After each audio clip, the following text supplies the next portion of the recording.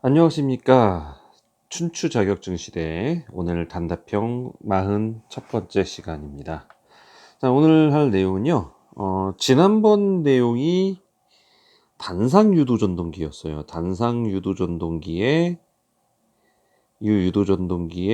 아이고 죄송합니다.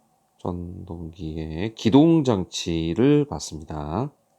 그래서 기동장치의 특징도 봤고, 그렇게 했는데 이번에 나오는 거는 단상이 아니라 삼상 유도전동기인데, 삼상 중에서도 농형 유도전동기입니다. 농형은 주로 소형, 중소형으로 쓰는 전동기로 알려져 있죠. 오늘 왜 이렇게 오타가 많을까요? 네. 삼상 농형 유도전동기. 이 유도전동기의 기동 방식을 알아보도록 하겠습니다. 자, 단상하고 달라요. 네, 다른 거에 대해서 단상은 이제 반콘 분쇄였고, 삼상 농형 유도전동기는 조금 다른데, 첫 번째가 직입 기동입니다. 자, 하나씩 설명하면서 들어갈게요. 왜냐면 이게 다 연결이 되거든요. 그러니까 우리 단상 유도전동기는 그냥 각계 전투였어요. 이런 특징 저런 특징 해가지고 네 가지가 나온 거였어요. 근데 삼상 유도전동기의 경우는 이렇게 업그레이드 식으로 가면서 발전이 되기 때문에 그 부분을 알려드릴 거예요. 자, 직입기동이라는 거는 전원을 직접 넣습니다. 전원을 직접 투입을 해요. 직접 투입을 해서 기동을 확 시키는데, 이게 어떻게 써요? 구조가 제일 간단하겠죠. 기동이니까 그냥 전원만 넣으면 되니까. 그래서 구조가 간단합니다. 간단한 구조고요. 비용이 뭐 특별한 장치가 없으니까 비용이 절감되겠죠, 당연히. 네. 자, 그렇게 해서 기동을 했는데, 이렇게 하다 보니까 문제점이 생기기 시작합니다. 어떤 문제점이 생기냐면요. 자, 기동 시에 엄청난 전류가 필요해요. 거의 5배에서 7배가량의 엄청난 전류가 필요한 겁니다. 자, 왜 그러냐면요. 자, 네. 우리 전압이 보통은 일정하죠. 뭐 220이면 220 일정할 거고. 저항 안 바뀌어요. 전류만 이제 여기에서 왔다 갔다 하는 거죠. 전압에 의해서. 그렇죠? 근데 전원 용량이 커져요. 용량이. 얘가 커져 버리는 거예요. 그러면 만약에 얘가 고정되어 있다면 누가 더 커져야 돼요? 전류가 커져야 돼요. 이게 5배에서 7배로 확 커진다는 거예요. 여러분들 왜 그 기동전압, 기동 용량 이제 계산할 때 많이 그 용량 계산법 할 때 나오잖아요. 우리 발전기 용량 계산법 할 때 거기서 나오잖아요. 발전기. 그래서 기동 용량이 들어가는 모터는 A하고 C하고 K하고 다 곱해지죠. 네. 엄청나니까 기동이니까. 네. 요거 아시죠? 발전기 용량 구하는 공식. 네. 자, HK 중에 자, K만 곱하는 거, CK 곱하는 거, ACK 곱하는 거, 이렇게 세 가지인데 ACK 곱하는 그 기동 용량이 제일 큰 거죠. 그러다 보니까 전류가 어마무시하게 들어가요. 그러다 보니까 이때 이 전류를 흘려주려면 우리가 단면적도 그렇고 여러 가지를 고려를 할 때 얘가 30A로 만약에 흐르도록 해놨다. 그러면 실제 평상시, 이건 기동 시에 이렇게 확 올라가고, 평상시 운전 시에는 5배로 그냥 친다고 해도 6A로 떨어지는 거예요. 그러면 우리가 좀 더 큰 거를 올리고 싶은데 그러려면은 전류가 어마무시하게 더 올라가요. 예를 들어서 6A를 10A로 바꾼다. 그러면 얘는 50A로 그냥 확 올라가는 이런 문제가 발생이 된 거죠. 그래서 직입기동에 이런 문제를 좀 해결할 수 없을까? 라고 하다 보니까 Y 델타 기동이라는 게 나오게 됩니다. Y 델타 기동. 자, 처음에 Y결선으로 들어가잖아요. 네. 그러면 얘는 전압이 크죠. 전압이 루트 3배 되는 거죠. 네. 그러니까 우리 P에 대해서 VL이면 얘가 이쪽이죠. 얘가 루트 3배가 되는 거죠. 네. 근데 델타로 바뀌면 어떻게 돼요? 델타로 바뀌면 네. I, P, I, L 했을 때 I가 바뀌어요. 그죠? I가 루트 3배가 됩니다. 좀 당겨서 써야겠네. 네. I가 루트 3배가 돼요. 그러니까 야, 죄송합니다. 네. 이렇게 해서 기동을 시키고 운전할 때 이쪽으로 넘겨버리면 여기는 전류가 적게 들어가다가 이쪽 넘어가면서 많이 들어가게 할 수 있겠네? 그러면 직입기동 대비 들어갈 때는 그렇게 들어가더라도 우리는 5분의 1배로 떨어졌는데 얘는 양쪽 두 개로 들어가면 루트 3 곱해서 3배가 들어갈 거란 말이에요. 그러면 생각보다 많이 들어가네. 6, 3, 18이니까 18A 들어가겠네. 아까 요거 6A로 했을 경우 18A가 들어가겠네. 그러면 30A에 이걸 쓰더라도 6A로 떨어지는 게 아니라 18A로 가게 되니까 그래도 어느 정도 보상이 되지 않겠냐. 그러면서 Y 델타 기동이 괜찮네 그러면서 각광을 받기 시작했는데 이걸 해놓고 나니까 또 다른 문제가 생기기 시작했어요. 그게 뭐였냐면 이게 이렇게 되다 보니까 전압이 어떻게 돼요? 상대적으로 네, 전압이 루트 3분의 1로 떨어져요. 얘 때문에 루트 3분의 1배로 떨어지고 전압이요. 네, 입력보다 그렇게 되겠네요. 네, 3분의 1배로 떨어지는 거고. 자, 문제는 전압이 루트 3분의 1이 떨어지다 보니까 토크가 어떻게 될까요? 토크가 전압의 제곱에 비례하죠. 네, Z 아닙니다. 토크입니다. 네. 제곱에 비례하죠. 그러니까 어떻게 돼요? 3분의 1배로 떨어져 버리는 거예요, 토크가. 토크가 3분의 1배로 떨어져 버리니까 어떻게 돼요? 초반에 기동 때 토크가 확 필요할 건데, 이게 힘이 좀 딸리네? 네, 그래서 경부하밖에 못 쓰게 되는 그런 문제가 발생되게 됩니다. 경부하. 그러니까 부하가 가벼운 거밖에 못 써요.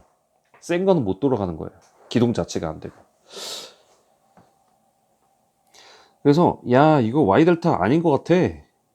야 다른 방법 없겠냐? 그래서 나온 게 직입기동에서 Y 델타가 아닌 지금 Y 델타로 그렇게 가게 된 게 아닌 여기에 리액터 기동법이 나오게 됩니다. 리액터가 뭐죠? 네, 코일이에요. 네, 맞아요. 코일입니다. 그래서 코일을 갖고 리액터를 갖고 이렇게 가다가 네, 기동할 때 리액터를 갖고 가고 자, 이렇게 쓸까요? 이렇게 기동을 할 때는 리액터로 가고 기동이 다 끝났다 그러면 이쪽으로 붙고 이게 먼저 지워지네. 네, 이렇게 붙고 그래가지고 기동 때만 리액터를 쓰는 리액터 기동법을 쓰게 돼요. 그러니까 기동 전류가 떨어지는 것도 좋고 토크도 괜찮고 이거 괜찮네 그랬는데 웬걸 우리 리액터 하면 따라오는 거 있죠. 맞아요. 전압 강화가 따라옵니다. 전압 강화. 왜 그러죠? 코일이잖아요, 이거. 그러면 리액턴스 성분이 저항 성분으로 작용하게 되잖아요. 그래서 전압 강화가 생겨버리는 결과가 발생이 돼요. 그래서 이것도 좀 아닌 것 같다. 다른 방법도 없겠니? 해가지고 Y 델타와 리액터의 그 단점들을 보완을 해서 네 번째 기동 보상기형으로 기동 방식이 나오게 된 겁니다. 자, 이게 뭐냐? 자, 전압을 우리 단권 변압기를 사용해요. 단권 변압기. 그래서 여기서 탭을 갖고 이거를 조절할 수 있도록 만들어요. 그러면 이거를 왔다 갔다 하면서 전압을 조절할 수 있네요. 그러면 전압을 조절을 하니까 전압을 내려버리면 전류가 그렇게 많이 올라가진 못하겠죠. 그죠? 네, 전류가 그렇게 많이 올라가지 못한 상태에서 어느 정도 돌다가 어느 정도 이게 올라가서 이제 좀 궤도에 돌아갔다. 그래서 어느 정도 올라가면 다이렉트로 또 연결하는 직입 방식으로 변경을 하는 겁니다. 그렇게 되면 이것도 어느 정도 억제해서 기동이 가능하고 운전 시에도 충분히 그 전류를 다 활용할 수 있어서 이게 제일 좋네 라는 방식으로 나왔고, 이게 콘도르퍼 방식이 이거랑 이름이 같은 거죠. 그래서 그렇게 쓰이는 게 바로 기동 보상기형 기동 방식입니다. 결국 그래서 마지막엔 얘로 온 거죠. 그래서 우리 이런 문제도 가끔 있었어요. 단권 변압기의 사용 용도, 변압기의 사용 용도를 써라 그랬을 때, 이거 첫 번째는 보통 승합기 있죠. 승합기 쪽에 나오고, 두 번째가 바로 이거 기동 보상기형 기동 방식, 기동 보상기형 기동 방식의 기동의 유도 전동기에 사용된다. 이렇게 쓰시면 이런 단답형도 많이 나왔었습니다. 단권 변압기 용도. 그래서 이 두 가지. 그렇게 거의 이 두 가지가 나오고, 그리고 이제 이거 같은 경우는 잘 알아두셔야 되는 게 이 결선 방식 있죠? 이 결선 방식을 나중에 시퀀스에서 이 결선 모양을 만드는 그거를 또 쓰죠. 유접점 회로로. 그러니까 그것도 알아놓으셔야 되죠. 그래서 요거는 상당히 중요하니까 꼭 알아두셔야 됩니다. 리액터 기동법도 그렇고 기동 보상기형 방법도 그렇고. 그래서 이거 했었던 거 기억나세요 혹시? 우리 3상에서 L1, L2, L3 이렇게 있고, 여기서 쭉 가다가 이런 식으로 가고, 여기서 Y결선의 기동이 들어가죠.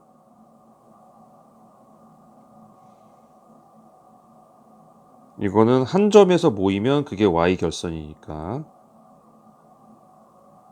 이게 뭐 M1 뭐 이렇게 친다 그러면, 이렇게 해서 얘가 M1이 붙으면 Y결선이 들어가는 거예요. 그죠? 그리고 나서 이쪽에 여기가 이제 M2가 되겠죠, 뭐. 이 M2는 그렇지, M1, M2는 제가 붙인 거예요. 모토니까. 그래서 여기서 들어가면은 두 번째로 들어가게 되고, 두 번째로 가게 되면은 세 번째로 가게 되고요. 얘 입장에서는 세 번째지만 우리가 볼 때는 L1이고, L1에서 들어가면, 너무 많이 길겠네. 그러면 여기로 들어가게 되죠. 이게 델타 결선이죠. 그죠? 그렇죠? 그래서 이렇게 하는 거 보셨죠? 이게 Y 델타 기동법의 결선 방식이었습니다. 이렇게 들어가고, 그리고 리액터 기동법은 이런 식으로 들어갔었어요. 자, 이런 식으로 해서 이걸 다 한 번씩 해드릴게 그냥. 뭐 시간도 저기 있는데,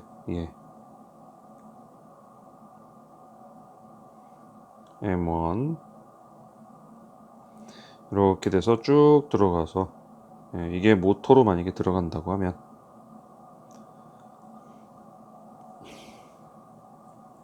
자, 이쪽에 리액터가 달리는 거죠. 그냥 리액터가 아까 설명할 때 이렇게 설명했어요.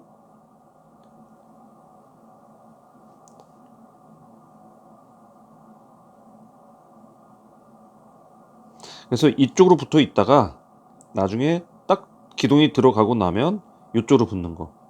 그죠? 이게 3상인 거. 이건 단상이 하나를 얘기했던 거고. 그럼 어떻게 하면 될까요? 별거 없죠. 네, 그대로 돌리면 됩니다. 뒤로. 이쪽에 똑같이